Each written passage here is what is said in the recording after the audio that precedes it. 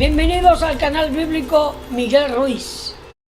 Amén, amén, mi hermano. Entonces, como ustedes saben, queridos amigos, el tema de los lunes siempre es basado en un tema de actualidad, viendo un enfoque bíblico precisamente de eso que sucede en nuestro entorno. Entonces, en el día de hoy estaremos hablando acerca de qué dice la Biblia sobre el papado.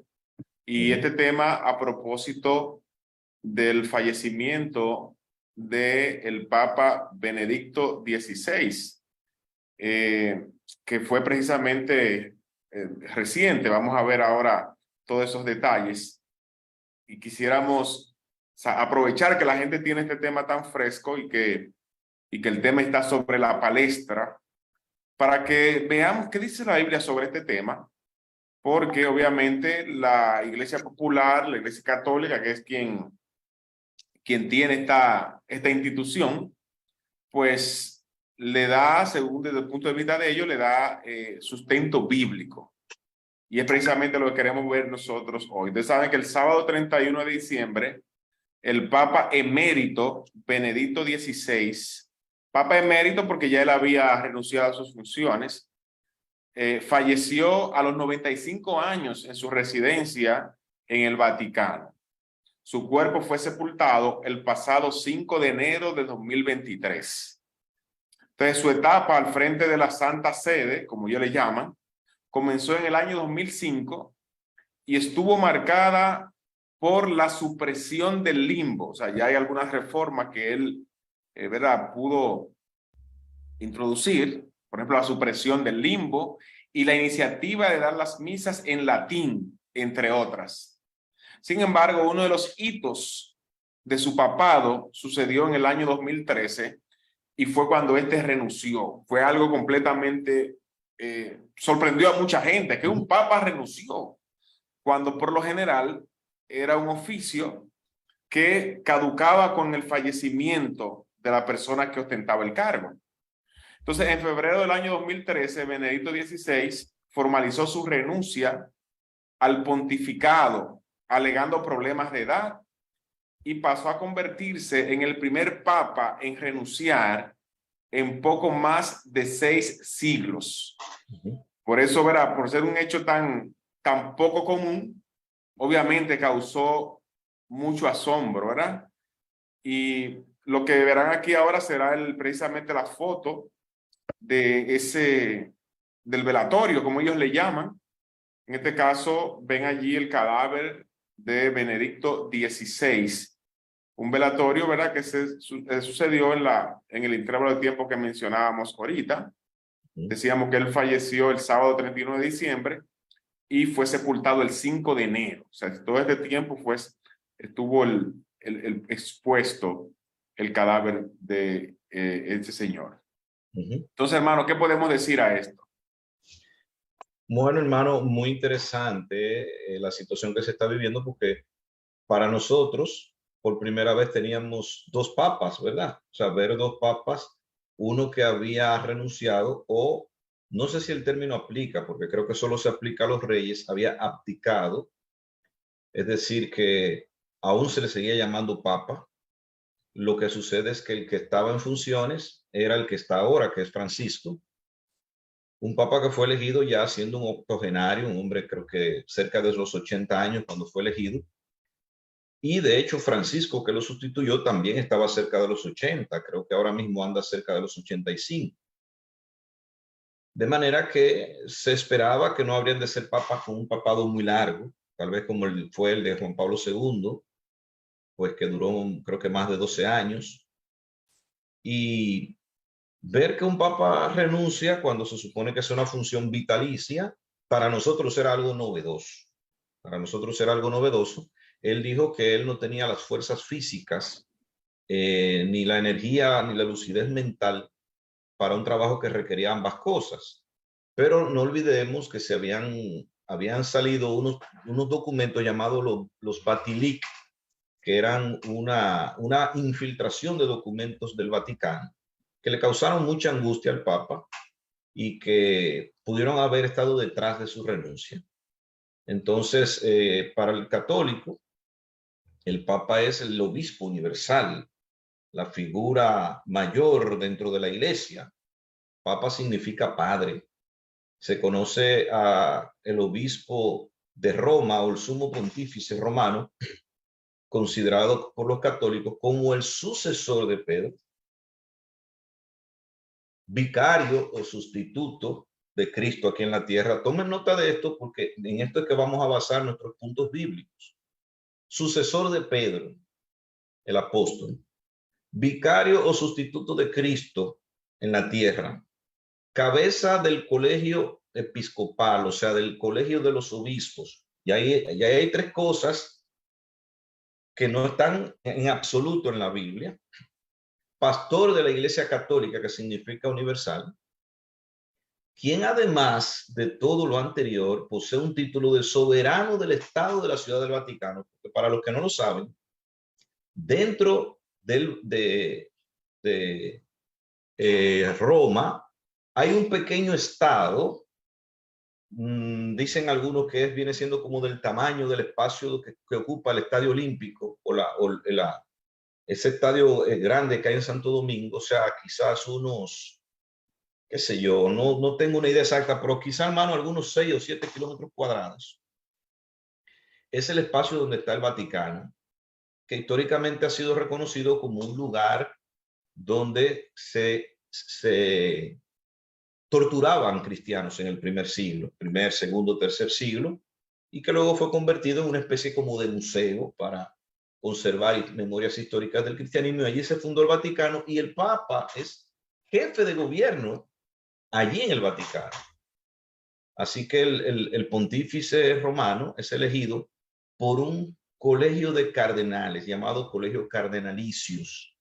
Se reúnen cuando hay que elegirlo en una especie de un cónclave. El Papa también es llamado Padre Santo. Oiga bien, Padre Santo, a pesar de que Cristo dice en Mateo 23:5, no llaméis Padre nuestro aquí a nadie en la tierra. Y posee otros títulos como Sumo Pontífice.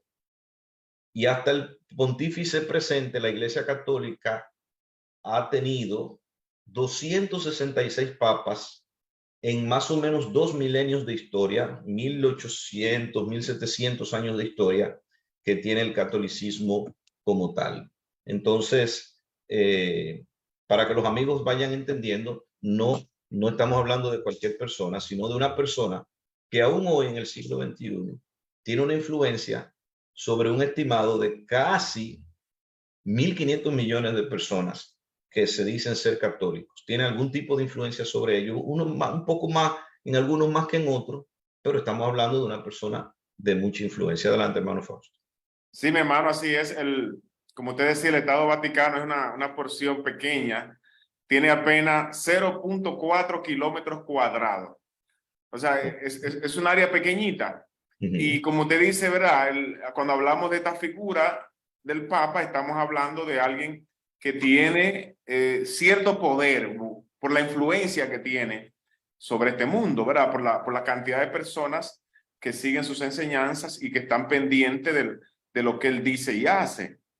Entonces, cuando hablamos de este tipo de cosas, la gente dice, bueno, todas las religiones se basan en la Biblia. Y por eso yo entiendo que la Biblia a veces es difícil, es confusa, o la Biblia es un libro que... ¿Ah? Se presta para todo. Se presta para todo, porque todas las religiones están basadas en la Biblia. Y bueno, es decir, nosotros no decimos que no, ¿verdad? El tema es si están basadas en la correcta interpretación o no de la Biblia. Es cierto, en el caso del papado está basado en la Biblia. Ahora nosotros vamos a ver en base a qué, o sea, cuál es la interpretación que se le da al texto bíblico y si esto fue realmente lo que el Señor Jesucristo quiso decir. Como es el caso de Mateo capítulo 16, que es un texto que es el que se toma como parámetro para decir que el papado fue algo establecido por Jesucristo. Jesucristo pregunta a sus discípulos, ¿quiénes dicen los hombres que es el Hijo del Hombre? En los versos anteriores. Y uno dice, bueno, uno dice que tú eres Elías, que tú eres alguno de los profetas o que tú eres Jeremías. Y entonces Jesús le pregunta, ¿y ustedes quiénes dicen que soy yo? Y entonces Pedro le responde en el verso 16, tú eres el Cristo, el Hijo del Dios viviente. Entonces le respondió Jesús, bienaventurado eres Simón, hijo de Jonás, porque no te lo reveló carne ni sangre, sino mi Padre que está en los cielos. Y yo también te digo que tú eres Pedro, y aquí viene, ¿verdad?, la base para el papado. Jesucristo dice, yo te digo que tú eres Pedro, y sobre esta roca edificaré mi iglesia. O sea, ellos interpretan que cuando Jesús le dice, tú eres Pedro, y sobre esta roca edificaré mi iglesia, se está refiriendo al mismo Pedro. Y las puertas del Hades no prevalecerán contra ella. Y luego dice, y a ti te daré las llaves del reino de los cielos, y todo lo que atares en la tierra será atado en los cielos, y todo lo que desatares en la tierra será desatado en los cielos.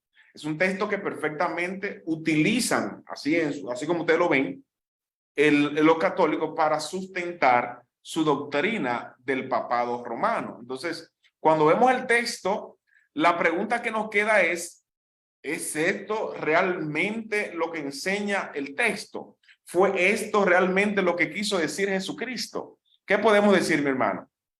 Bueno, hermano, que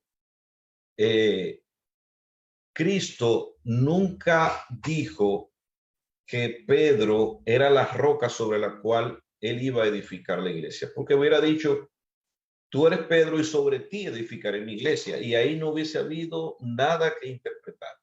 Más bien le dice sobre esta roca, es decir, como vamos a ver un poquito más adelante, sobre la gran confesión que Pedro había hecho, tú eres el Cristo, el Hijo del Dios viviente. Esa es la roca, la piedra fundamental sobre la cual está edificada la iglesia del Señor. ¿Cuál es esa piedra fundamental? Que Cristo es el Hijo del Dios viviente. Cristo no es un simple ser humano. Cristo no es uno más entre muchos. No es ni siquiera el primero entre muchos. Cristo es el Hijo del Dios viviente, el Mesías enviado por Dios. Entonces, sobre esa roca es que la iglesia del Señor ha sido edificada. Mientras que los católicos piensan que cuando Cristo le dijo esto a Pedro, lo hizo líder de los apóstoles y de la iglesia, porque dice, y a ti te daré las llaves del reino de los cielos, y todo lo que atares en la tierra será atado en los cielos, y lo que desates en la tierra será desatado en los cielos. O sea, le dio autoridad para atar y desatar. ¿Pero por qué lo hizo? Lo hizo porque Pedro fue el que le dijo, tú eres el Cristo, el Hijo del Dios viviente. Entonces, en respuesta, para confirmar que Pedro había contestado correctamente, le dijo, a ti te daré las llaves del reino, que más adelante vamos a explicar lo que eso significa. Pero, hermanos, Cristo no lo hizo líder. Cristo no hizo a Pedro líder de los demás discípulos.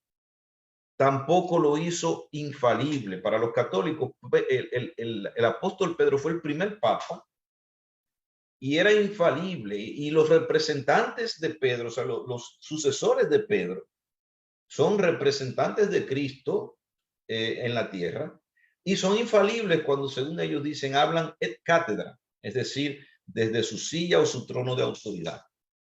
No en todo lo que dicen, sino cuando emiten una bula papal, así ellos le llaman un documento que para un católico una bula papal tendría el mismo valor que la carta a los romanos de Pablo o que primera de Pedro o que la carta a Santiago, porque sería una carta infalible.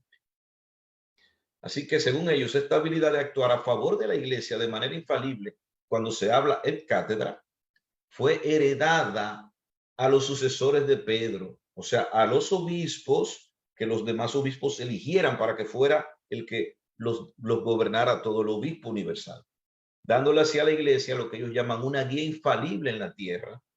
Y el propósito del papado es conducir de manera infalible para que la iglesia no se tuerza, para que la iglesia no se salga del camino, para que la iglesia no cometa errores. Entonces le pone ese obispo universal que según ellos tiene conexión directa con Cristo.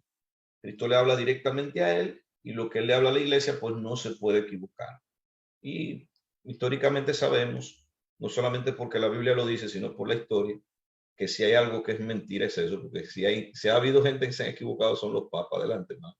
Así es, mi hermano, y no vemos, como usted bien decía, ni que Cristo le haya establecido así como papa, pero tampoco en el transcurso del crecimiento de la iglesia en el primer siglo, si leemos el Nuevo Testamento, no vamos a ver que los demás apóstoles le tratasen a Pedro como papa o como principal entre ellos. Y lo vamos a estar desarrollando en el transcurso del tema, pero sí vamos a explicar, ¿verdad?, cuál es el verdadero sentido, qué quiso Jesucristo decir en Mateo 16, cuando Jesús le dice a Pedro: sobre esta roca edificaré mi iglesia. Vamos a detener un poquito aquí para que ustedes, amigos, se den cuenta que definitivamente la interpretación católica para establecer el papado con este texto es simplemente sacar el texto de contexto. Recordemos que el Nuevo Testamento fue escrito en griego. Entonces lo que tenemos en el verso 16 de Mateo capítulo 16 es un juego de palabras que hace el Señor Jesucristo con el nombre de Pedro, que es Petros, que significa un trozo de piedra, y la palabra Petra. Cuando Jesucristo dice sobre esta roca, esa roca es la palabra Petra, que significa una masa de piedra o piedra grande. Entonces Jesucristo le dice: yo te digo que tú eres Petros, o sea, tú eres una piedra pequeña, y sobre esta Petra, esa masa rocosa grande, edificaré mi iglesia. Entonces, ¿cuál era esa Petra? Bueno, la confesión que Pedro había hecho cuando Jesús le pregunta: ¿y tú quién dice que soy? Y entonces Pedro le dice: tú eres el Cristo, el Hijo del Dios viviente. Entonces Jesucristo dice: has dicho una gran verdad, una verdad que es una Petra, o sea, una piedra grande, y sobre esa piedra grande yo voy a edificar mi iglesia. Sobre la gran verdad de que Jesucristo es el Hijo del Dios viviente, es decir, la iglesia estaría edificada sobre Cristo. Y luego dice: y las puertas del Hades no prevalecerán contra ella. Y a ti te daré las llaves del reino de los cielos. Y todo lo que atares en la tierra será desatado en los cielos. Y todo lo que desatares en la tierra será desatado en los cielos. Entonces, ya explicamos lo que significa Petra, lo que significa esa roca. Entonces, ajá, y la llave, porque le dieron la llave. Y de hecho, en todas las historias que la gente hace, los cuentos que hacen, a veces de forma jocosa, el que está en la puerta del cielo es Pedro. Sin embargo, esto también es una interpretación errada, porque cuando Jesús le está diciendo te daré la llave, con la llave se abre. Imagínense algo que esté cerrado. El que tiene la llave es el que abre eso que está cerrado. Entonces, sencillamente el Señor hace referencia al papel que jugaría Pedro el día de Pentecostés, cuando él se puso en pie con los 11 restantes, y tuvo ese discurso de apertura que dio inicio al reino de Dios, a la iglesia del Señor. Ese día de Pentecostés como 3,000 personas fueron añadidas. A partir de ahí la iglesia quedó establecida. Hermano Antonio. Entonces, hermano, usted está diciendo que cuando Pedro predicó el primer sermón evangelístico en el libro de los Hechos capítulo 2 y le dijo a la gente lo que tenían que hacer para ser salvos, estaba usando las llaves para entrar al reino de los cielos.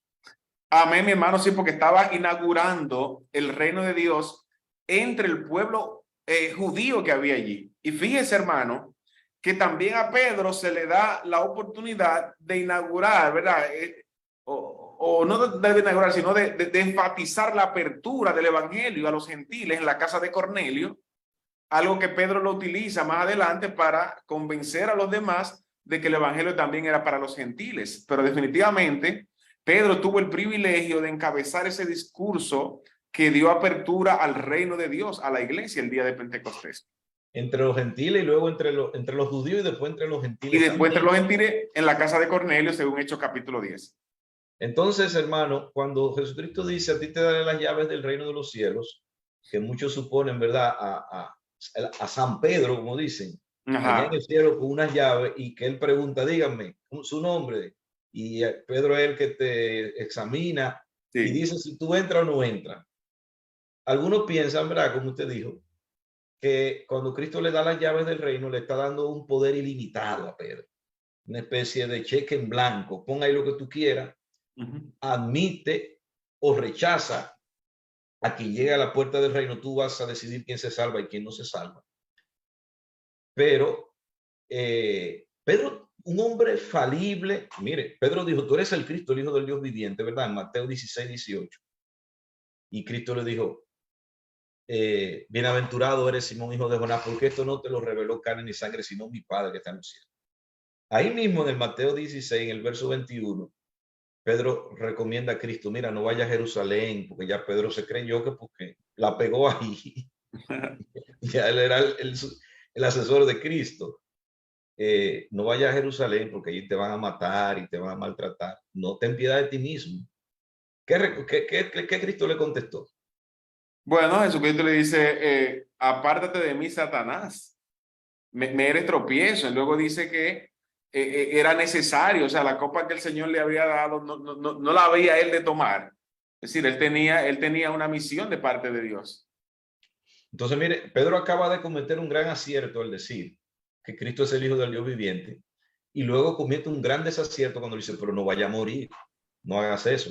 Entonces, usted tendría confianza de pertenecer a una iglesia que esté fundada sobre un ser humano falible como era Pedro, un gran apóstol, un gran siervo de Cristo, estuvo dispuesto a dar su vida por Cristo, pero al fin y al cabo un ser humano también. O sea, honor y mérito para Pedro, pero gloria y honra y alabanza, ¿verdad? Solo para Cristo. Entonces Pedro no podía tener esa potestad, porque ¿qué dice Mateo 28, 18, mi hermano? Sí, Jesucristo dice allí, toda potestad me es dada en el cielo y en la tierra.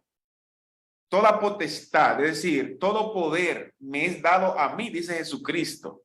O sea, no está diciendo que Pedro, ¿verdad?, es el que tiene el poder, la llave, ni nada de eso, sino que todo el poder y toda la autoridad, Jesucristo le hace saber a sus apóstoles que caía sobre él. Entonces, decir, por ejemplo, que es Pedro quien tiene esa autoridad de abrir y cerrar la puerta y que él es el que decide quién entra o no al reino de los cielos, creo que es completamente sacar el texto de contexto. Yo también lo creo, mi hermano, yo también lo creo.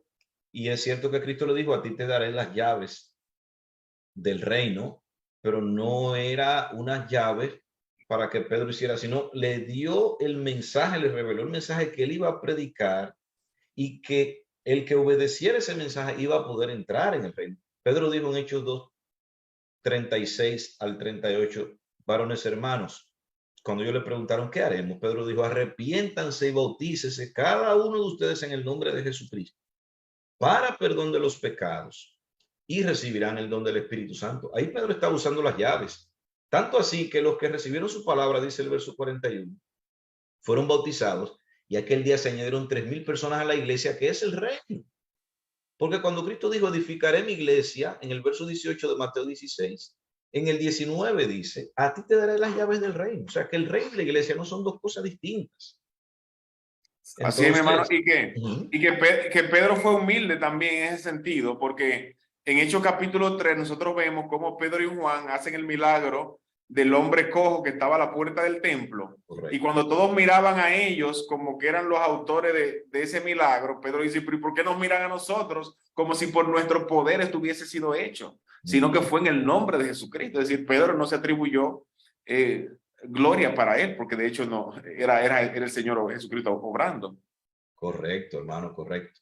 Así que cuando Cristo le dice, todo lo que atares en la tierra será atado en los cielos, hay una traducción que dice, todo lo que atares en la tierra habrá sido atado en los cielos. Es decir, Pedro tiene el poder de decir, si usted rechaza este mensaje que yo les estoy dando, no hay esperanza para ustedes. Si lo aceptan, se van a salvar. Ahí está atando y desatando, prohibiendo y permitiendo.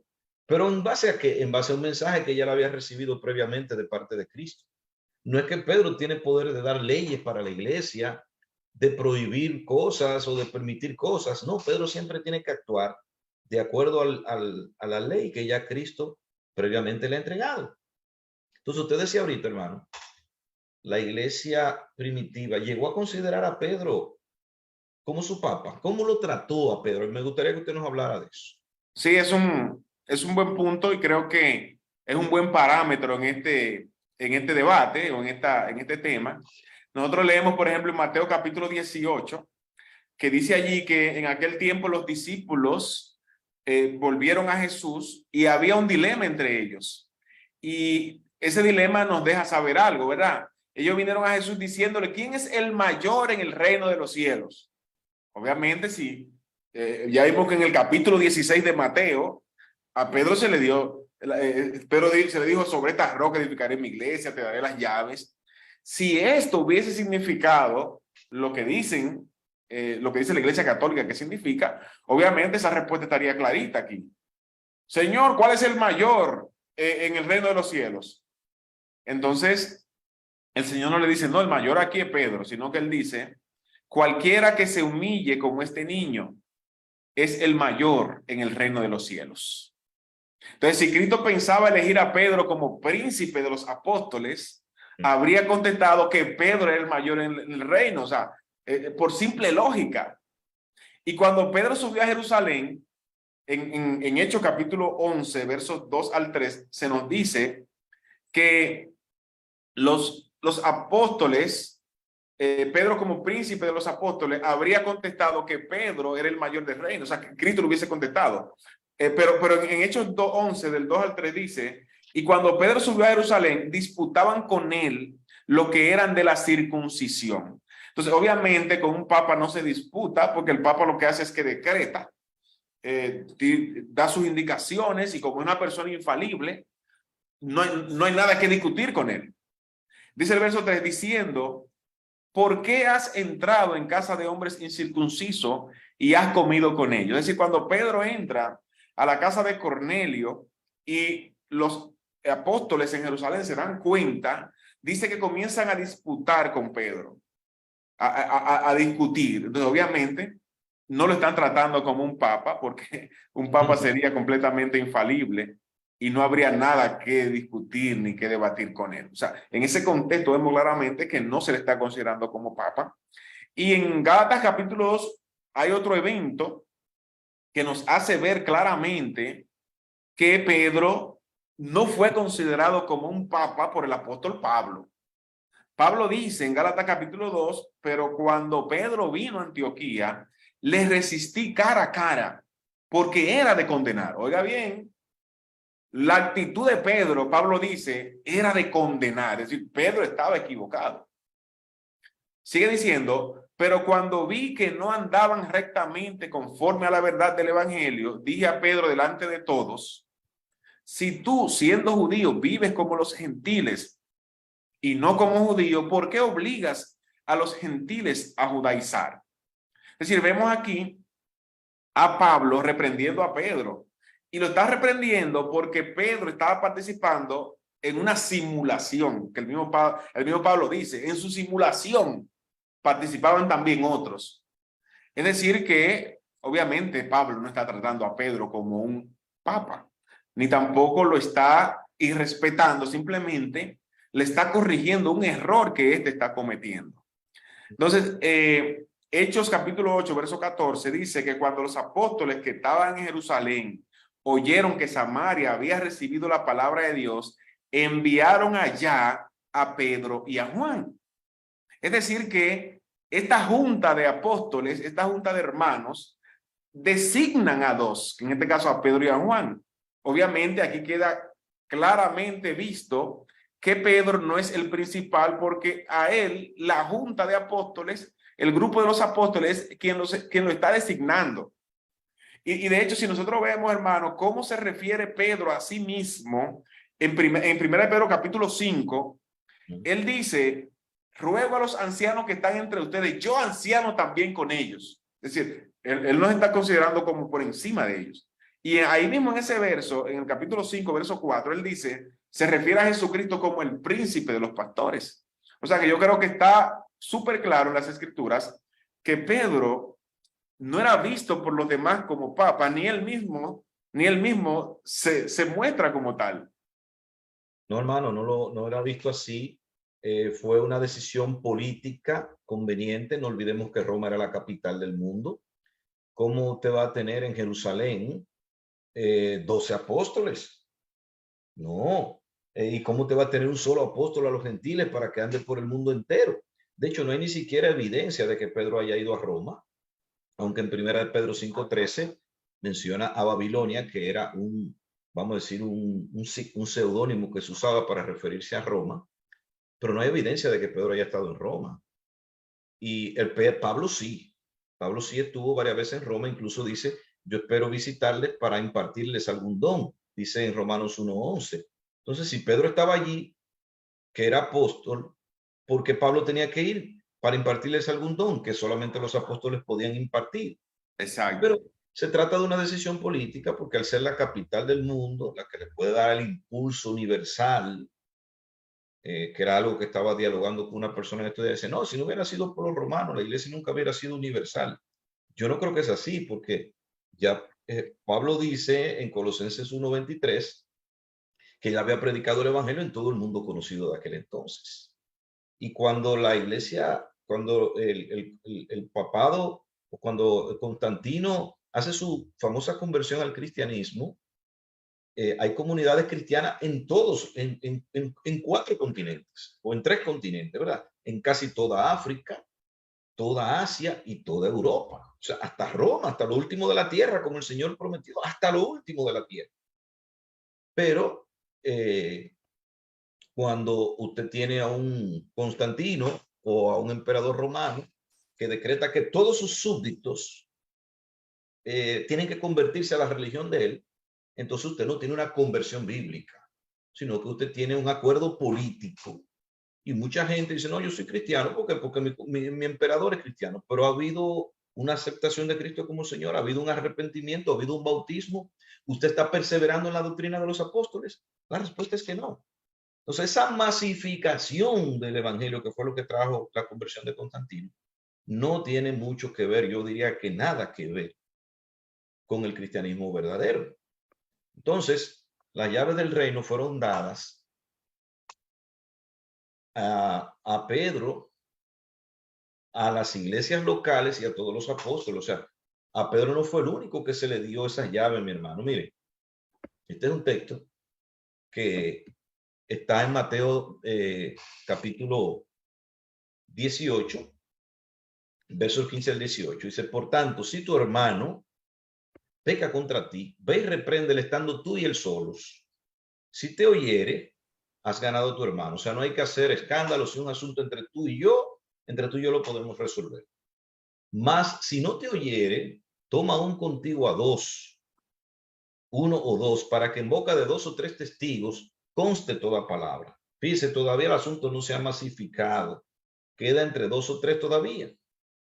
Pero si no lo oye a ellos, dilo a la iglesia. O sea, ya el asunto coge otro carácter. Dilo a la iglesia para que la iglesia lo reprenda. Y si no oye a la iglesia, tenle por gentil y publicano, es decir, disciplínalo, expúlsalo.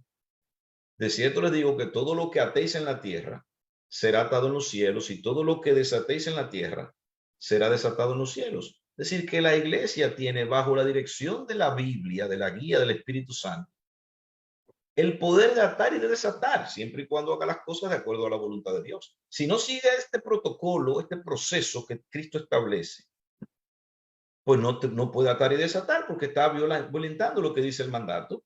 Y Pablo también apela a esa autoridad que él tenía como apóstol, cuando le dice a los Corintios en 2 Corintios 13:10, por esto les escribo estando ausente, para no usar de severidad cuando esté presente, conforme a la autoridad que el Señor me ha dado, para edificar y no para destruir.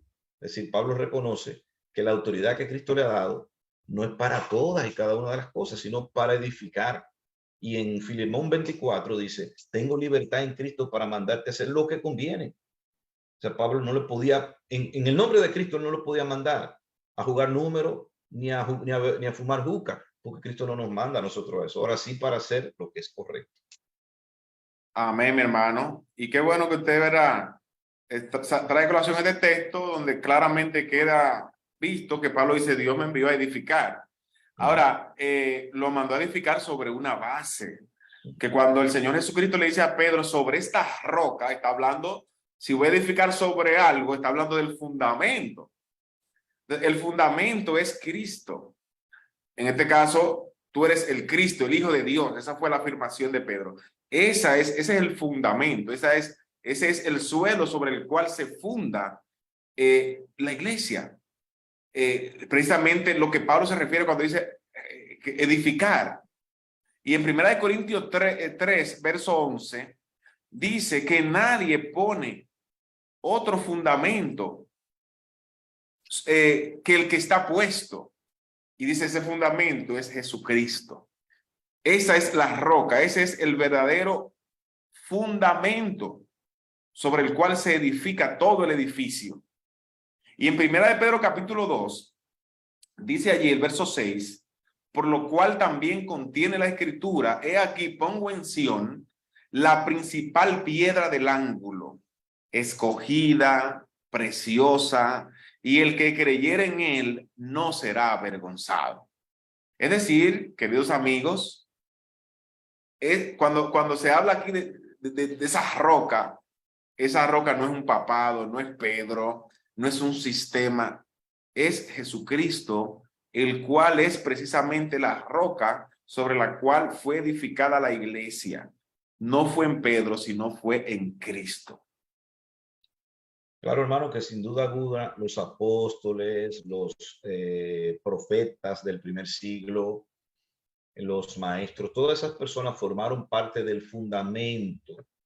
Recuérdese que la iglesia estaba en proceso de edificación, había que echar una zapata y los apóstoles forman parte del fundamento de la iglesia, pero la piedra angular donde se edifica todo es Jesucristo. Efesios 2, 20 al 22 dice, edificado sobre el fundamento de los apóstoles y profetas, siendo la principal piedra del ángulo Jesucristo mismo, en quien todo el edificio, entiéndase la iglesia, bien coordinado, va creciendo para ser un templo santo en el Señor, de quien ustedes también son juntamente edificados para morada de Dios en el Espíritu. Entonces estamos hablando de un templo santo, donde los apóstoles y profetas son columnas, pero todo descansa en el fundamento que es Cristo. Adelante, mi hermano. Sí, mi hermano, y usted sabe que aquí hay un comunicador que, bueno, la gente dice que cada vez que habla como que se le va la luz. Ya usted sabe de qué yo estoy hablando. Pero él dijo algo, hermano, que parece una locura, pero tiene algo de lógica. Cuando él hablaba del fallecimiento de Benedicto XVI, él decía, pero si un papa es el representante de Cristo, el papa no debería morir como muere todo el mundo, que muere enfermo y eso. Entonces, hubieron personas que lo acusaron hasta de hereje por haber dicho eso, pero definitivamente eso es tienes algo de lógica, porque cuando alguien se atribuye algo tan serio como eso, es una presunción muy grande. Por eso las escrituras nos hacen claramente ver que nuestro sumo sacerdote es Jesucristo. Y miren cómo lo dice Hebreos capítulo 7, los versos 22 en adelante, para que ustedes vean que tomar nosotros el lugar de Cristo o algo que le corresponde a Cristo es una presunción tan grande que el Señor juzgará todo eso, ¿verdad? Dice Hebreos 7, versos 22 al 26, por tanto, Jesús es hecho fiador de un mejor pacto. Es decir, aquí está hablando, ¿verdad?, de ese primer pacto, que es el Antiguo Testamento, y luego ese nuevo pacto, que es precisamente el Nuevo Testamento, ¿verdad? Y dice el verso 23, y otros sacerdotes llegaron a ser debido a que... Muchos. Ajá, y los otros sacerdotes llegaron a ser muchos debido a que por la muerte no podían continuar, es decir, tenía que haber un relevo. Mas por cuanto permanece para siempre, tiene un sacerdocio inmutable, es decir, Cristo permanece para siempre, su sacerdocio no cambia. Dice, por lo cual puede también salvar perpetuamente a los que por él se acercan a Dios, viviendo siempre para interceder por ellos. Cristo es el sumo sacerdote perfecto, no como los humanos, lo del sacerdocio levítico, que tenían que ser muchos porque morían y entonces tenían otro que relevarlo. Dice el verso 26, porque tal sumo sacerdote nos convenía, santo, inocente, sin mancha, apartado de los pecadores y hecho más sublime que los cielos. Fíjense cómo el texto se refiere a ese sacerdote que tenemos, que es Jesucristo. El verso 27 dice, porque no tiene necesidad cada día, como aquellos sumos sacerdotes, de ofrecer primero sacrificios por sus propios pecados. Obviamente porque Jesucristo en él no hubo pecado, no hubo engaño, no hubo maldad en su boca. Y dice, sigue diciendo el texto, y luego por lo del pueblo, porque esto lo hizo una vez para siempre, ofreciéndose a sí mismo. Porque la ley constituye sumo sacerdote a débiles hombres, pero la palabra del juramento posterior a la ley, al Hijo, y esa H mayúscula refiriéndose a Cristo, al Hijo, hecho perfecto para siempre. Amén. Ningún ser humano cumple con lo que dice este texto, porque se refiere precisamente a Jesucristo, el Hijo de Dios, como el sumo sacerdote. Por eso, hermano Fausto y a los amigos que están aquí, nosotros estamos en este día, en conclusión, invitándole a que usted edifique su vida sobre la roca que es Cristo. Lo que Cristo le diga, lo que Cristo le mande, lo que su palabra ordene. Ese es un fundamento que venga lo que venga y pase lo que pase, nunca será removido. Jesucristo dijo en Lucas 6, 47 y 48, todo aquel que viene a mí y oye mis palabras y las hace, les indicaré a quién es semejante. Semejantes al hombre que al edificar una casa, cavó y ahondó y puso el fundamento sobre la roca. Y cuando vino una inundación, el río dio con ímpetu contra aquella casa, pero no la pudo mover porque estaba fundada sobre la roca. Así es la vida de aquel que acepta a Cristo como su Señor y que basa sus creencias y actuaciones en lo que dice su palabra. Como pudimos ver en el día de hoy, la Biblia no dice nada, absolutamente nada de un papa. No existieron, no existen en la Biblia.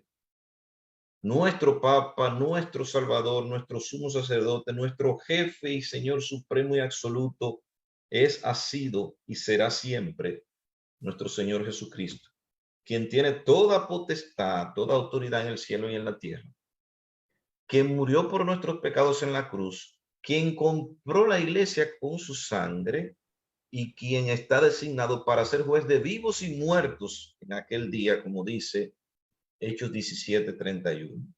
Así que lamentamos la muerte de Benedicto XVI, pero lamentamos aún más que muchas personas hayan visto en él a un representante de Cristo, porque son más, él es uno y cualquiera que se pierde da pena. Nosotros no sabemos si él se perderá o no, el Señor lo juzgará, pero una persona que se atreva a ponerse en los zapatos de Cristo se está metiendo en un tremendo problema. Así que vamos a lo confiable, no necesitamos una sucesión de obispos que nos garanticen que no nos vamos a salir de la palabra, porque Pablo dice en Hechos 20:28, 20:32, les encomiendo a Dios y a la palabra de su gracia, que tiene poder para sobreedificarle. Así que la iglesia no necesita hombres infalibles en la tierra, necesita a Dios, necesita a su sumo sacerdote Cristo, que vive para siempre, intercede por nosotros, y necesita la guianza de su palabra, que nos hace perfectos para toda buena obra. Hermano. Amén, hermano. Y aunque parezca un poquito duro y fuerte, en casos como esto aplica perfectamente un texto del cual nosotros hemos hablado en otros programas, que es Jeremías 17:5, donde dice, así ha dicho el Señor, maldito el varón que confía en el hombre y pone carne por su brazo y su corazón se aparta del Señor. Así dice la palabra, para que nosotros nos cuidemos de poner nuestra fe en seres humanos. Nuestra fe debe estar puesta en el Señor. Así que invitamos a los amigos que están conectados allí y que están sin Cristo, a que pongan su fe en el verdadero, en el que no falla, en el que nunca hizo pecado ni hubo engaño en su boca, en nuestro Salvador. Lo que Él prometió lo ha de cumplir, porque sus promesas son fieles y verdaderas. Así que venga Cristo en este día. Amén, mi hermano. Quiera el Señor que este tema sirva para que muchos se orienten y no se salgan de la palabra. Cuando nos salimos de la palabra estamos en problemas. Queremos invitarlos a que le den a me gusta a esta transmisión si les parece bien, y que se suscriban y compartan. Suscríbanse y compartan para que el mensaje llegue a más personas. La hermana Margarita Rivera y Marianelli Adolfus están viendo esta transmisión. Con ellos está viéndolo otras personas más, así que bendiciones para todas ellas. Belkiria Robles, Dios les bendiga a mis hermanos en sintonía aquí. Gracias, Belkiria, por estar ahí. Y nuestra amada Lele Tolentino lo está viendo también, al igual que Perla Castillo, que nos desea buenas noches y bendiciones. Nos alegra saber, Perla, que nuestro hermano todavía no se ha ido. Y un saludo también para Nancy Peña. Bendiciones, Nancy, ya en España. Adelante. Sí, hermano, también saludar a nuestra querida María de Muñoz. Ella dice, puesto los ojos en Jesús. Eso es lo que dice Hebreos 12:2. Es correcto, muy bien. Que no nos desenfoquemos. Puesto los ojos en Jesús, el autor y consumador de la fe. Él es el autor de nuestra salvación. En él debemos confiar. Dice Belkira, cuán bello es el Señor. Un saludo y lluvia de bendiciones desde Santo Domingo. Y aferrarnos más a la palabra. Amén. Amén. Excelente. Creo que me están saliendo aquí los mensajes, los más recientes primero, hermano, pero nos encontramos en el camino. No se preocupen, en algún punto lo vemos todos. Sí, Andrés Acosta, él está citando en el chat Mateo 16, verso 19, que lo vimos aquí. Así que excelente. Gracias, Andrés. Un saludo para Gualesca, que también debe estar en sintonía.